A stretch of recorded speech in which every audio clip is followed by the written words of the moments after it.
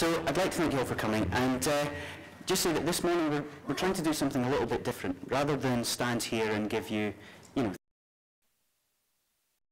large budgets, which is of interest to large companies who can, stretch to the big budgets.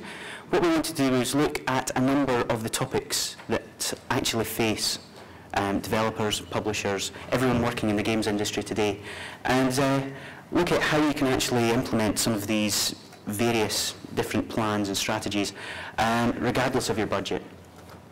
So we have a very unique panel for you this morning. If you've had a look at your programme, you'll know that it's not often a number of people like this together. So I'd like to welcome Liz Allen, John Heineke, Brent Stafford, and Greg Sishok. And these guys are among the cream of the industry. And myself, I run a marketing PR consultancy in Europe. So, it's nice to... But to start with, let me get the panellists themselves to actually introduce themselves, tell you a little bit about who they work for and what they do. So, Liz?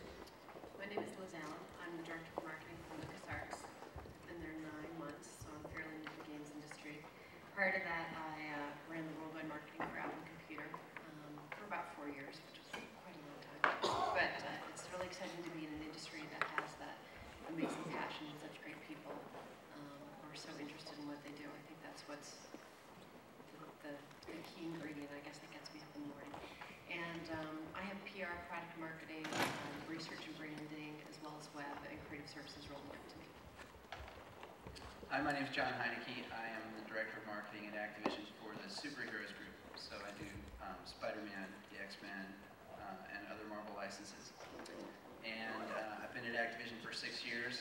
I've worked on both the PC business and the console business, and I started off as an ABM Associate Brand Manager and worked my way up. Right now I work, like Liz, with our PR group, our trade marketing group, our international marketing teams, and I also have some direct brand management reports to me. I'm Brent Stafford. I'm with Alliance. We're a partner company of Grey Global Group, which is one of the largest ad agencies in the world. And my job primarily is to represent consumer packaged good brands, the big boys, the real big ones, and I guess prostitute out video games and sell them to consumer packaged good companies for promotions at retail, for product placement in games. And basically we bring money from the Cokes and from the Procter & Gamble's to game manufacturers and publishers to help bolster their marketing budget and definitely enter into joint promotional agreements that will drive sales for both partners. And that's what we do.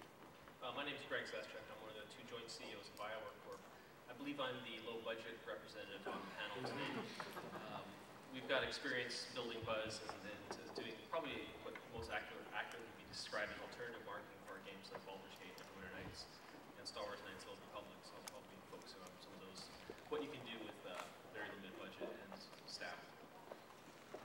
Excellent. So I think you'll agree, a pretty good panel all round. So as I say, we're not planning on preaching to you. We're not going to tell you how to spend $5 million or $5 billion in marketing for the next big movie license. But what we'll be looking at are some of the key factors, some of the ways that you can actually market your games out there. Are they still relevant? Are they keeping pace with the market as it continues to evolve? And basically saying how you can bring things in regardless of the budget you actually have. So we've narrowed it down to 5 various areas. The first is the traditional approach, the one that we all know and love, the one that you probably grew up with. It's like by gamers, for gamers, to gamers, with gamers. Very good for hitting the hardcore, maybe not so good outside. Marketing licensed products, well, I think you can agree that we've got, with Activision and LucasArts, we've got some of the biggest license holders, or license users in the games industry here. Mass market gaming, the market is evolving extremely rapidly. We've got new technologies like mobile and digital television coming out. We've got games like The Sims and GTA Vice City that are breaking all the records. How's marketing going to keep track of that? And then internet, online and new media. As Greg said, it's an area that can be very, very effective, but only if you know what you're doing. And then finally, non-traditional marketing, guerrilla marketing. This is the smart stuff that sees people parking cars up the side of skyscrapers and everything. Does it have a place? Is it effective? Can you actually achieve anything with it? And then finally, just because, you know, I sense there may be some developers here, why does marketing have such a bad reputation in the games industry? You know, we tend to take the flak for everything. Poor sales, marketing. Good sales, obviously the quality of the game was there. We'll cover that at the end, and questions are very, very welcome. But let's move on to the first topic, the traditional approach. As I say, this is the one that the games industry started with. This is when, if you were a gamer by very definition, you were hardcore. You had to go out, you had to find the games. They weren't available in mass market outlets. You couldn't walk into a Walmart and pick up games. You had to want them. It was very, very focused on the traditional consumer, the traditional specialist press. You had point of sale, very simple stuff. How does this bear up? How does this traditional approach to marketing games actually, you know, fare under the current market conditions? Ladies and gentlemen, let's start with you, Liz. It's with one of the biggest licenses in the world, with Star Wars. We do have that. I think, and I want to be sensitive to the people who do want to hear about budgets. I think even in the traditional approach, it's really a couple things. One, it's got to be all about the game. Respectful of your audience, and whether that's the press or your retailer or your end consumer, you have to absolutely tailor your messages and your media towards that audience in that appropriate and respectful manner. So even in the traditional approach, I feel like you can be flexible with your budgets and with your messaging and your media. I think just to add to that, the key on the traditional.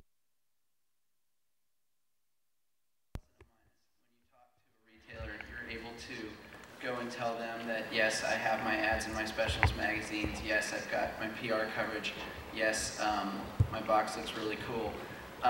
But there's about 500 other games that are doing the exact same thing that you are. So it really comes down to execution at this level and making your creative really sing and getting your package to look upstanding, to jump out on the shelf. To make sure that your print ads look great and to make sure that your PR story is locked down, because honestly everybody does this, and if you're relying on a small budget in this case, you really have to live and breathe by your creative, because that's what is going to build the mind share in the consumer.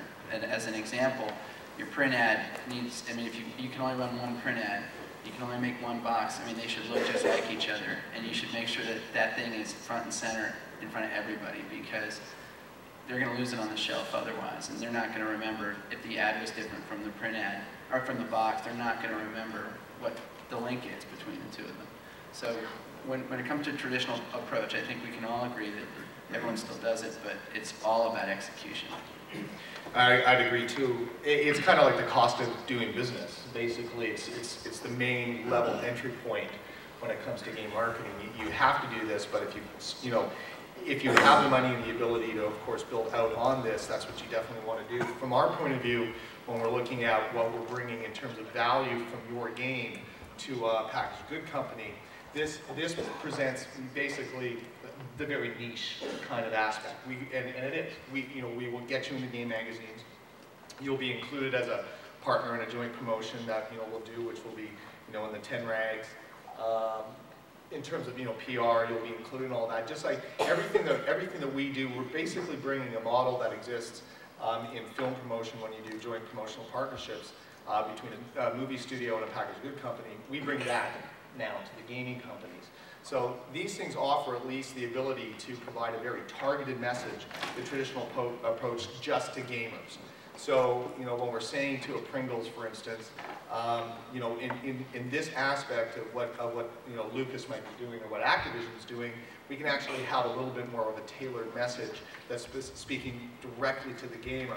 And then when we blow it out into the non-traditional stuff, which you would consider non-traditional, but we would, in the packaged good world, consider traditional point of sale, from the CPG side, our retail, we're going to have more of a mass kind of a communication that we're going to do. So this is very important for us, and it's kind of like cost of doing business, I would think.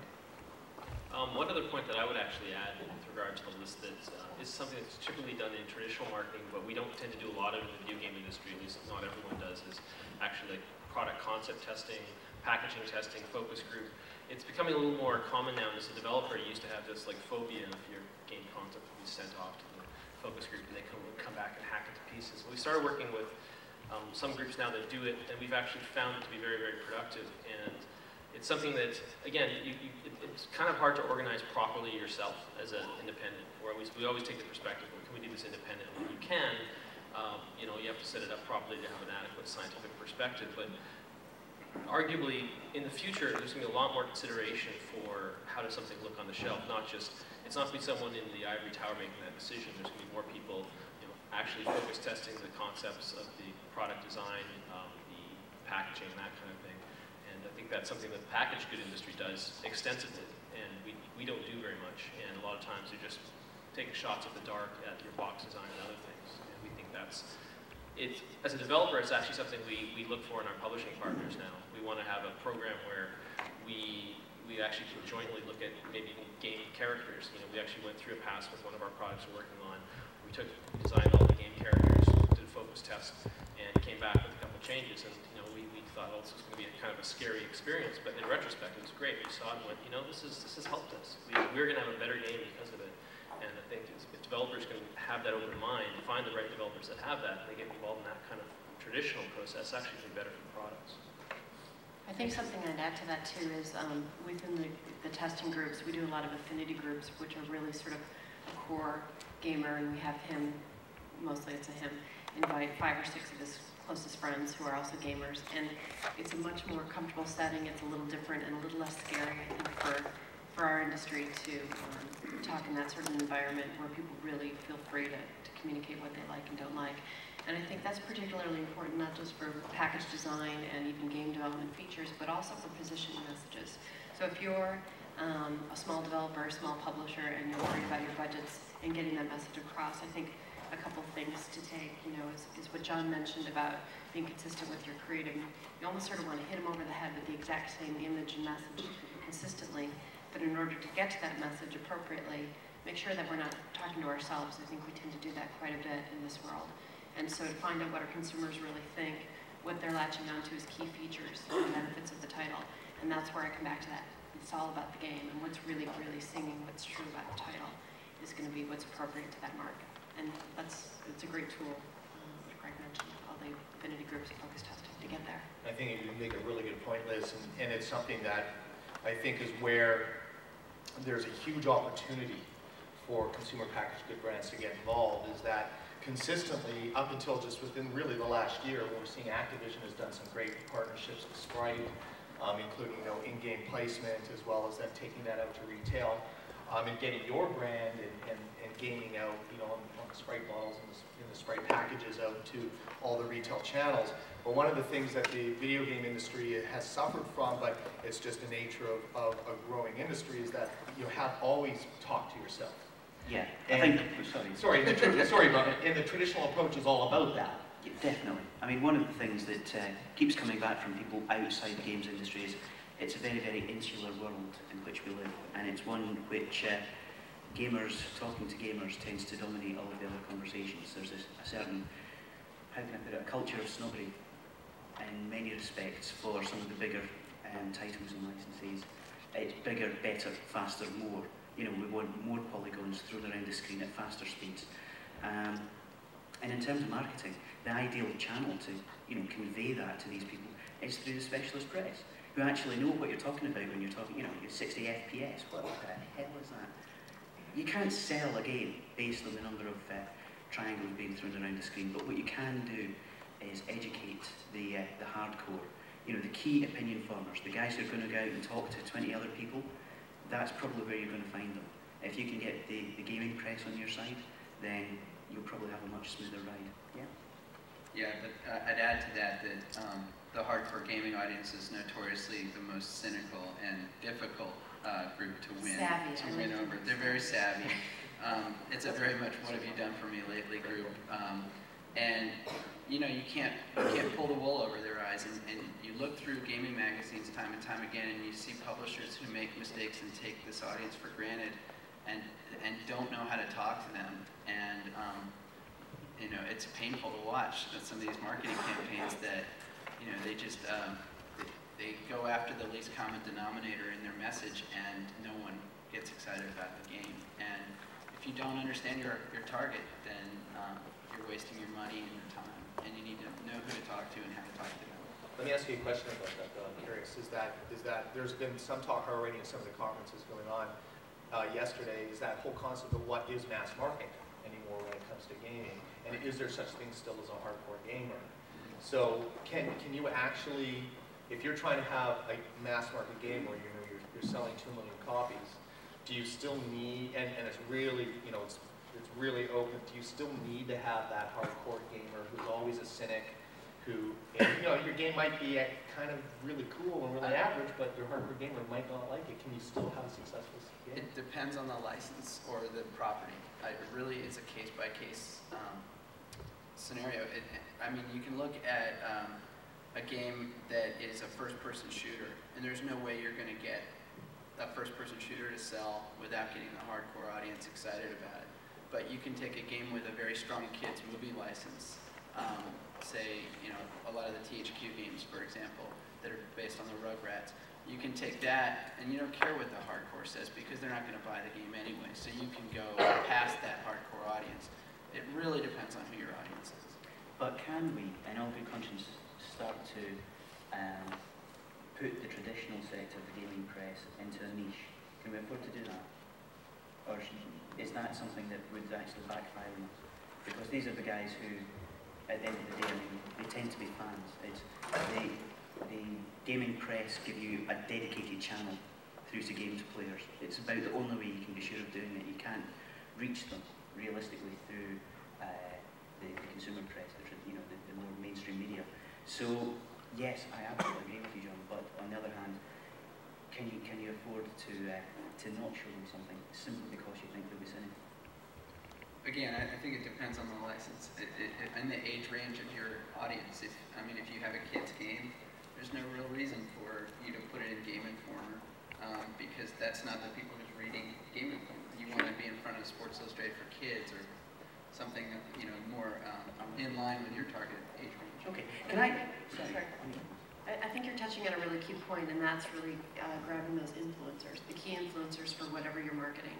And we do a lot of work with community relations. I know BioWare does too, because we work with them.